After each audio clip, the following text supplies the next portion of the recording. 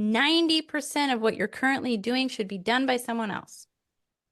And you should only be doing 1, 2, or 3 things. And because this is the way I think of as a mom, I'm like, okay, for a man, that means one area, but I'm like, at least in my 5 major areas of my life, there should only be 1 to 3 things that I'm doing in those areas. And everything else I need to be outsourcing to my kids, to hired help, so that I can make the kind of progress we're talking about today in those areas that really matter to me. And same thing for what we have accomplished here. We have 2 full-time employees, 1 part-time employee, plus I have a 3/4 time employee that's my assistant. Our son is essentially working for us full-time, our daughter pretty much full-time. So we have a lot of help. And that is one of the only reasons we have been able to accomplish everything that we've been able to, that we just told you about in the past 2 months. If it was just Greg and I doing it all, plus like my son right now that's 13, he basically does all the cleaning in the apartment where we live. So he does all of that. I'm not cleaning. Our hired work helpers do the laundry. So I'm not doing laundry. We are putting our time and intention into the things that are going to actually make the difference for the goals we're trying to achieve. But that's a formula that any of us can use at any time to accomplish whatever it is we're trying to accomplish.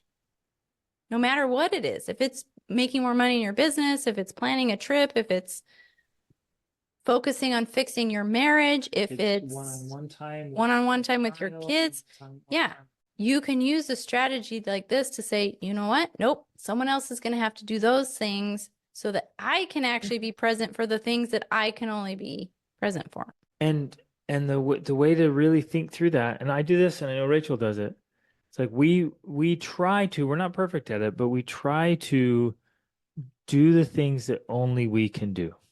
Yeah. Like make the decisions, take the actions that somebody else can't do. But if anyone can do a simple project, then we shouldn't be doing that generally. I mean, unless you love it, if it's something you just love to do. Sometimes it's a recovery activity for me, like loading the dishwasher. It's kind of like a recovery activity for me. I enjoy it. I'm often cold, so I like putting my hands in hot water. This is one of the things. I like the hot water because I'm cold. And, you know, things like that. I like to go out and feed the animals because it's like a break. It's recovery from all the focused attention and work I'm doing. And so I will do those things on purpose because it's my, you know, we've talked about stress and recovery. That's my recovery. But otherwise, if it's something I don't like doing, if I hated feeding the animals, one, why would we have them? But no, I would get someone else to do it because that's not my top priority. I think this is an important time to reemphasize how important it is to have these systems in place. And I'm reminded of it again because our life is purposely out of balance right now. I'm like, it's shocking to me. And I kind of joke about this, but I think it's also partly serious. It's shocking to me how many ADD or ADHD symptoms I have when my systems are not in place.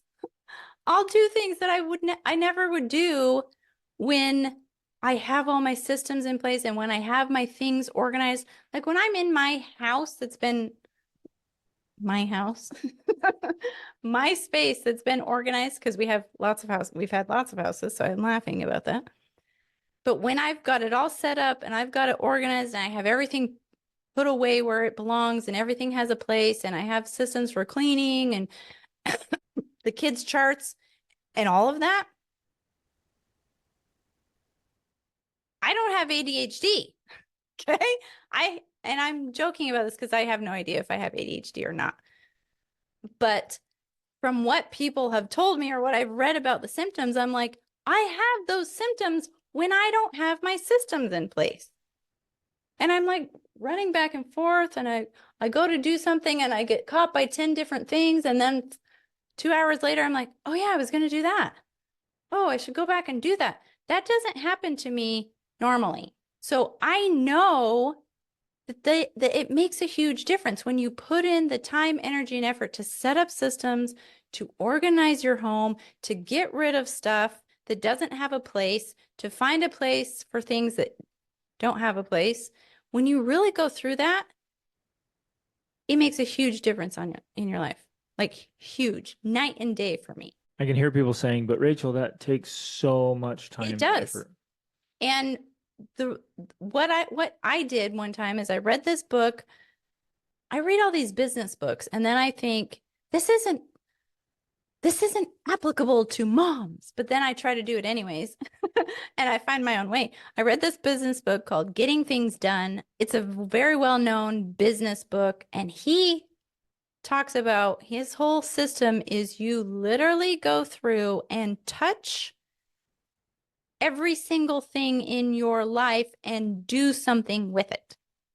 Everything in your home, everything in your office, everything in every single drawer, every single email in your inbox, all of it.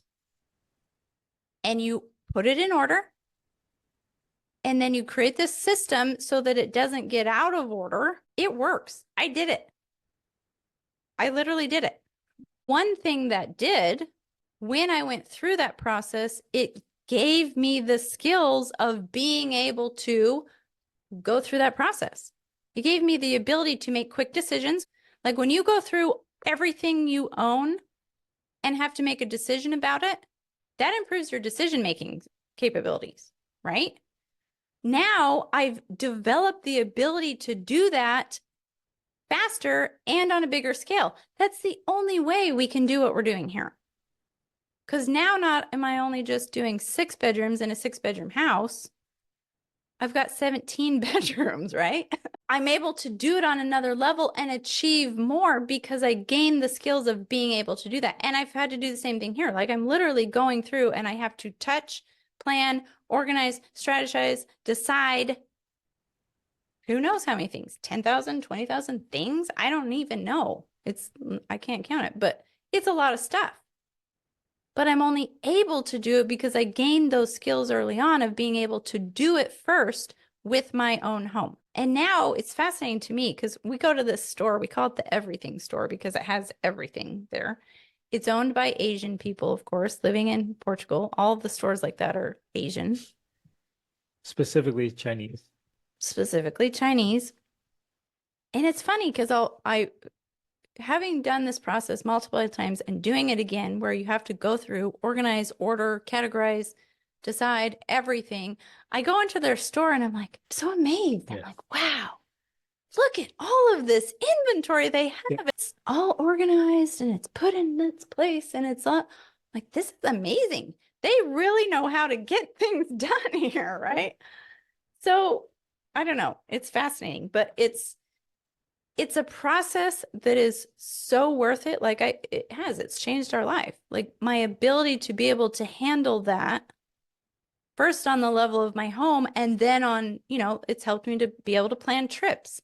It's helped me to be able to move multiple times. It's helped me to be able to organize all of our stuff and then now to invest again. And I know all of this is preparing us for just, bigger and better things that we're pursuing.